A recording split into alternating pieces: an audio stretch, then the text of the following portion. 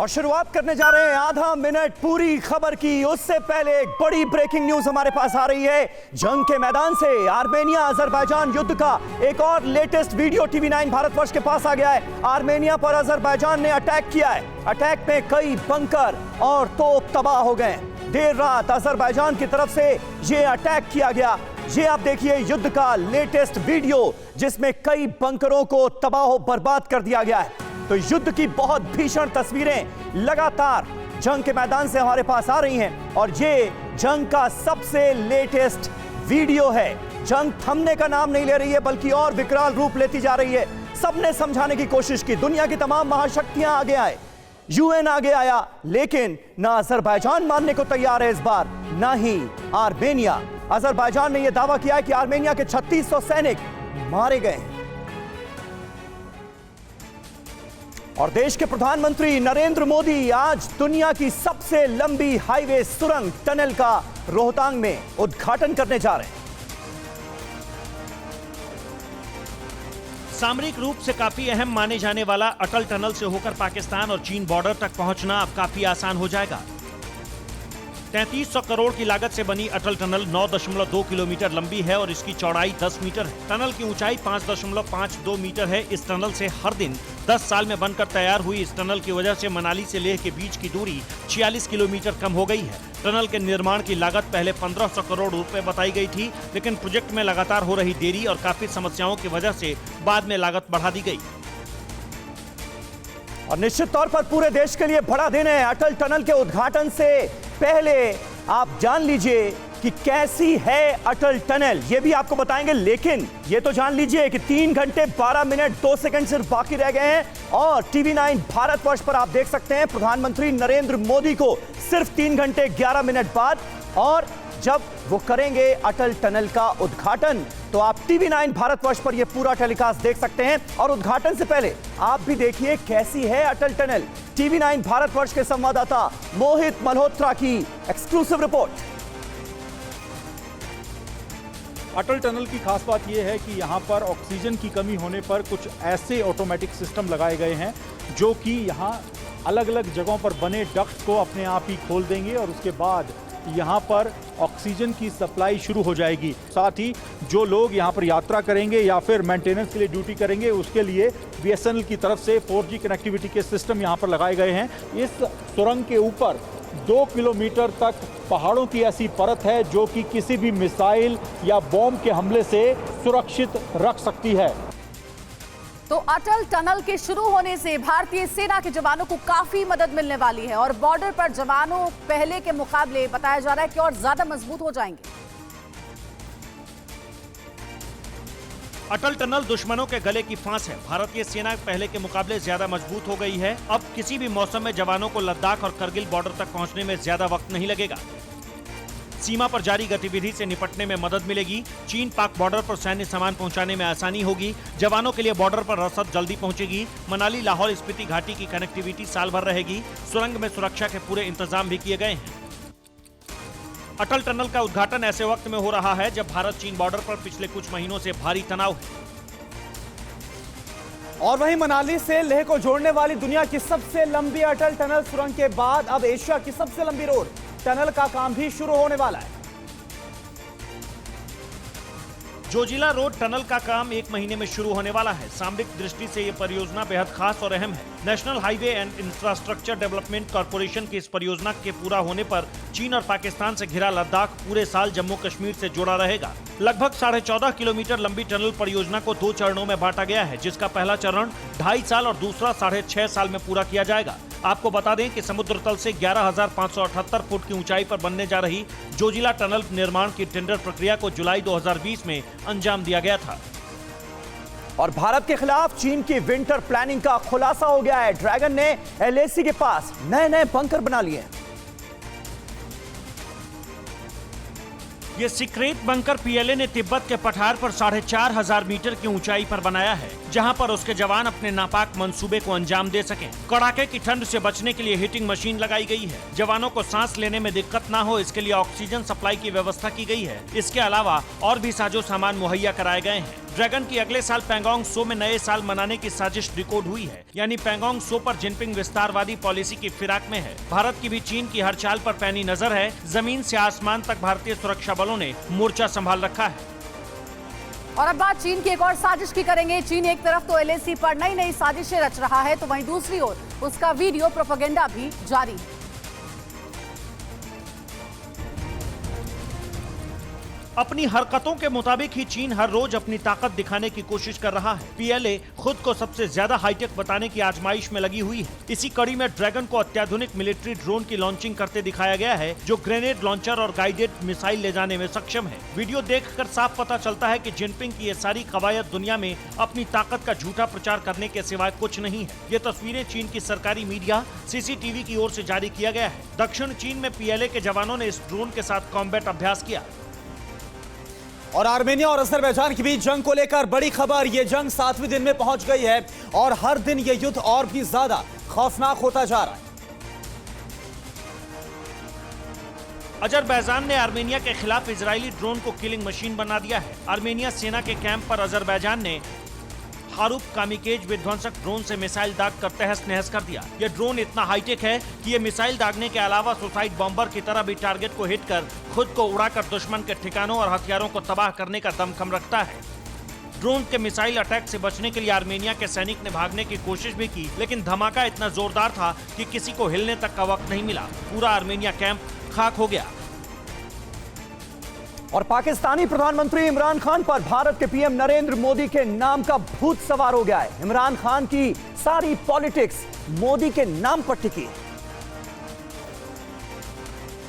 इमरान खान गिलगित बाल्टिस्तान में पीएम मोदी के नाम पर वोट मांग रहे हैं। जहां भी इमरान रैली के लिए जाते हैं वो मोदी का नाम लेना नहीं भूलते। इमरान इतने अंडर प्रेशर में हैं कि एक दिन में 100 बार मोदी का नाम ले रहे हैं और पीओके के चुनाव में इंडिया कार्ड को भुनाकर लोगों में डर पैदा कर रहे हैं। पाकिस्तान की गिलगित बाल्टिस्तान को 5वां प्रांत बनाने की नापाक प्लानिंग है। चीन के इशारे पर पाकिस्तान गिलगित बाल्टिस्तान में चुनाव करा रहा है और अपने आका जिनपिंग को खुश करने के लिए पीएम इमरान खान हर हथकंडे को अपनाने पर उतर आए हैं। जल्द ही इमरान पीओके का दौरा करने वाले हैं। इससे पहले Pakistani army chief Bajwa PoK का दौरा कर चुके हैं। और सिर्फ इतना ही नहीं, प्रधानमंत्री इमरान खान को पाकिस्तानी सेना और पाकिस्तानी आर्मी चीफ बाजवा के कसीदे पढ़ना भी काम नहीं आया है। इमरान का एक बयान ही अब उनके लिए जी का जंजाल बन गया है। नवाज शरीफ पर बोलते बोलते इमरान इतना आउट ऑफ कंट्रोल हो गए कि Pakistani army chief general Bajwa ने आंखें तरेर ली। करगिल पर उनके बयान से बाजवा गुस्से में आ गए हैं। इमरान ने कहा कि अगर करगिल के वक्त आर्मी चीफ उन पर कुर्सी छोड़ने का दबाव डालते तो वो करगिल पर हमला करने वाले आर्मी चीफ से फौरन इस्तीफा ले लेते।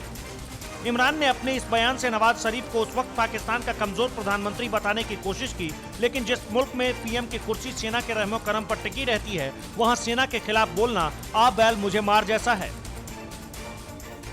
तो चीन और पाकिस्तान का रुख देखिए, एलएसी से लेकर एलओसी तक, इसीलिए जरूरी है जबरदस्त तैयारी। और आपको बता दें, प्रधानमंत्री लाइव होंगे टीवी 9 भारतवर्ष पर। सिर्फ 3 घंटे 5 मिनट और 39, 38, 37 सेकंड का वक्त सिर्फ बाकी रह गया है। उसके बाद अटल टनल का उद्घाटन करेंगे प्रधानमंत्री नरेंद्र मोदी और देश को समर्पित करेंगे।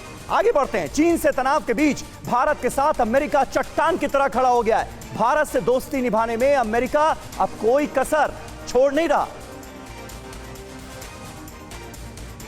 अमेरिका भारतीय बेड़े के लिए सुपर हरक्यूलिस मालवाहक जहाज को अपग्रेड कर और मारक बनाएगा। पेंटागन ने मालवाहक जहाज C-130J के लिए $9 करोड़ की मंजूरी दे दी है, जिससे इसकी मशीन, कलपुर्जे और साजो सामान को पहले से विकसित किया जाएगा, जिससे भारतीय वायुसेना बड़े मिशनों में इस जहाज को तैनात करने में सक्षम होगी। भारत ने इस जंबो जहाज के लिए अमेरिका से अपील की थी, जिसे अमेरिकी संसद ने ग्रीन सिग्नल दे दिया, जिससे दोनों देशों के रिश्ते में और मजबूती आएगी। भारतीय वायुसेना के पास इस समय 5 C-130J-30 विमानों का बेड़ा है। भारत ने 6 और C-130J-30 सुपर हरक्यूलिस विमान का ऑर्डर दिया है। और अब सायरन बज गया, यानी कि बड़ी खबर आ रही है। बड़ी खबर यह कि डोनाल्ड ट्रंप को किम जोंग का मैसेज।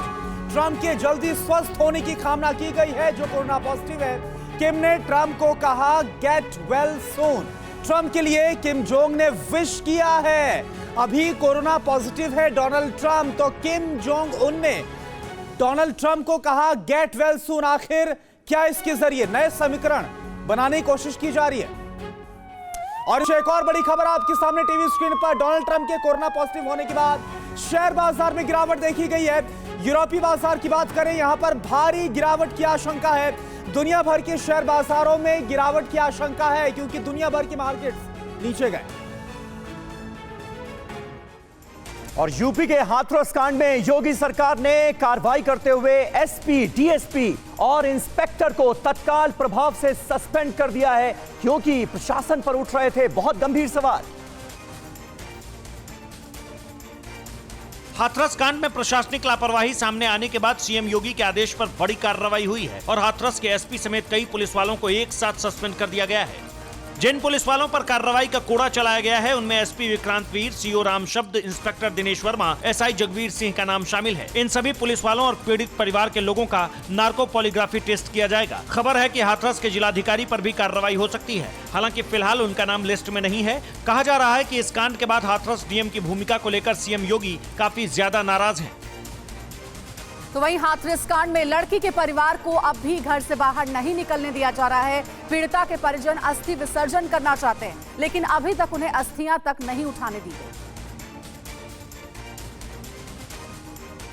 चिता जल चुकी है, राख ठंडी हो चुकी है, लेकिन अस्थियों को अब भी विसर्जन का इंतजार है।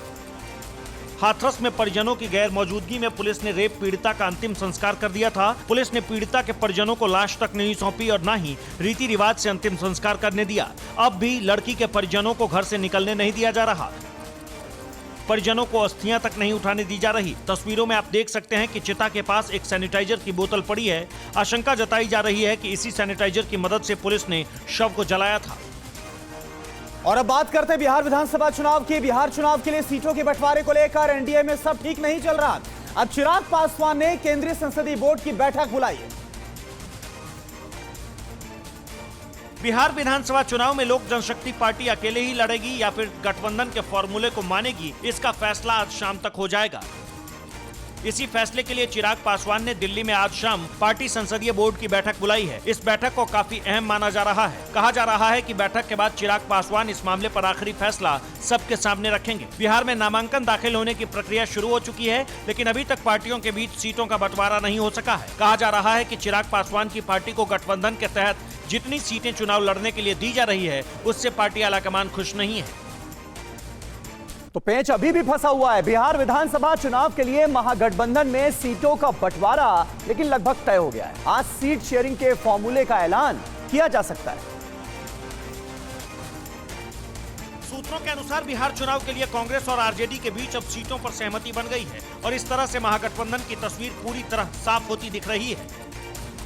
सूत्रों के मुताबिक बिहार विधानसभा चुनाव में आरजेडी 142 सीटों पर चुनाव लड़ेगी, जबकि कांग्रेस के खाते में 65 सीटें गई है। इस तरह से लेफ्ट को 28 और वीआईपी को 8 सीटें मिल सकती है। महागठबंधन में सीटों को लेकर अभी तक औपचारिक ऐलान नहीं हुआ है। हालांकि कहा जा रहा है कि अब ज्यादा से ज्यादा 1 से 2 सीट का अंतर हो सकता है। गठबंधन के नेताओं के मुताबिक सीटों को लेकर समझौते के साथ ही सभी उम्मीदवारों का भी ऐलान हो जाएगा। और ब्रेकिंग सायरन बज चुका है। बड़ी खबर कोरोना को लेकर। देश में 1 लाख के पार हो गई है कोरोना से मृतकों की तादाद। बीते 24 घंटे की बात करें तो कोरोना से 1068 और मरीजों की मौत हो गई और एक दिन में 79,883 लोग कोरोना से पॉजिटिव पाए गए हैं। देश में कोरोना मरीजों की संख्या 64 लाख को क्रॉस कर गई। तो एक बार फिर से आपको बता दें कि एक दिन में 79,883 लोग इन्फेक्टेड पाए गए और सबसे बड़ी चिंता की बात, 1 लाख को क्रॉस कर चुका है देश में कोरोना से मरने का आंकड़ा। यानी कि देश में कोरोना का संकट और भी ज्यादा गहरा चुका है। एक बड़ी खबर का रुख कर रहे हैं। पुलिस प्रशासन के रवैये से परेशान होकर रेप पीड़ित एक महिला ने खुदकुशी कर ली है। पुलिस पर रेप पीड़ित महिला और उसके परिजनों के साथ प्रताड़ना का आरोप है। मध्य प्रदेश के नरसिंहपुर में दलित महिला के साथ रेप और खुदकुशी का सनसनीखेज मामला सामने आया है। बताया जा रहा है कि महिला के साथ रेप की वारदात हुई थी, लेकिन पुलिस ने उचित कार्रवाई नहीं की, जिससे परेशान होकर महिला ने खुदकुशी कर ली। एमपी सरकार इस मामले को लेकर एक्शन में है। रेप और खुदकुशी की इस वारदात के बाद मुख्यमंत्री ने जिले के एसपी और एसडीओपी को हटाने के निर्देश दे दिए।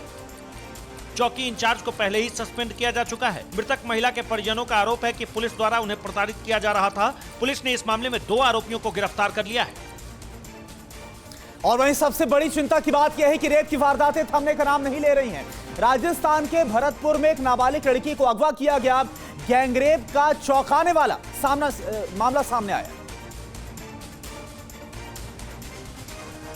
पुलिस की गिरफ्त में आए इस शख्स पर अपने साथियों के साथ मिलकर नाबालिग लड़की के साथ गैंगरेप करने का संगीन आरोप है।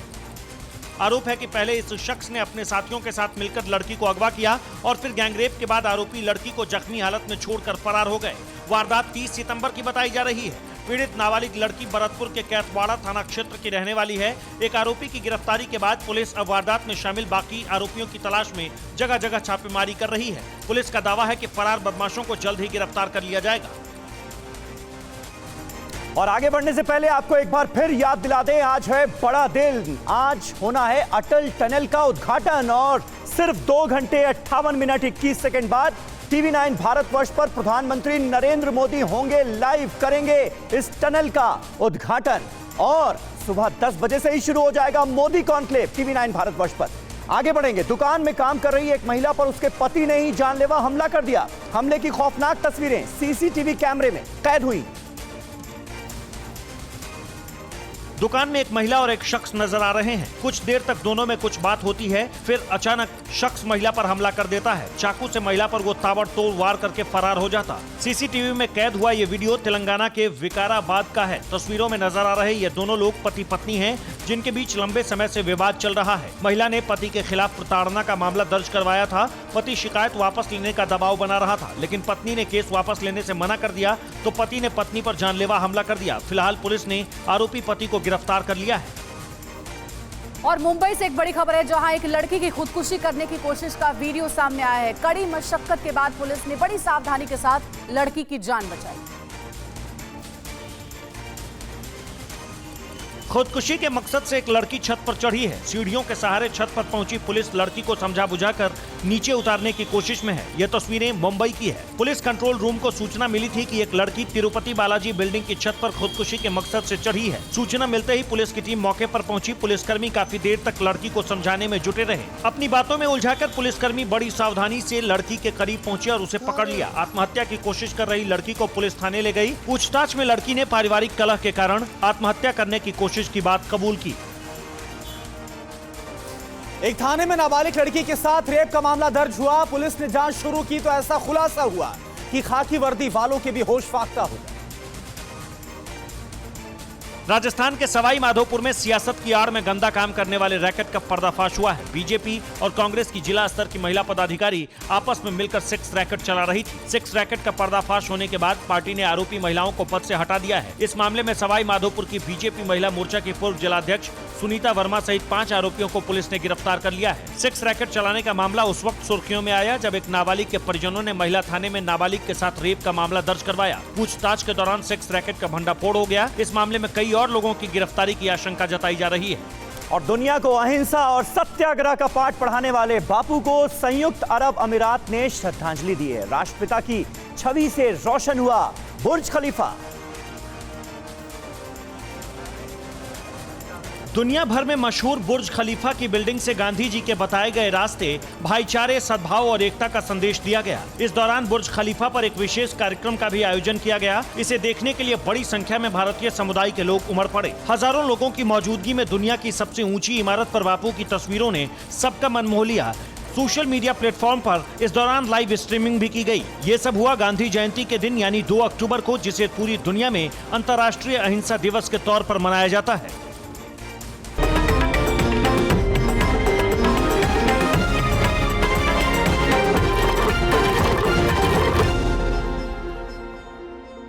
क्या आप पर भी बरपा है जालसाजी का कहर? सपने टूटे आपके, न घर के न घाट के। क्या आप भी हुए हैं धोखाधड़ी के शिकार? भेजिए अपनी आप बीती lootkhar@tv9.com पर। देखिए रोज रात 9:30 बजे। फिक्र आपकी,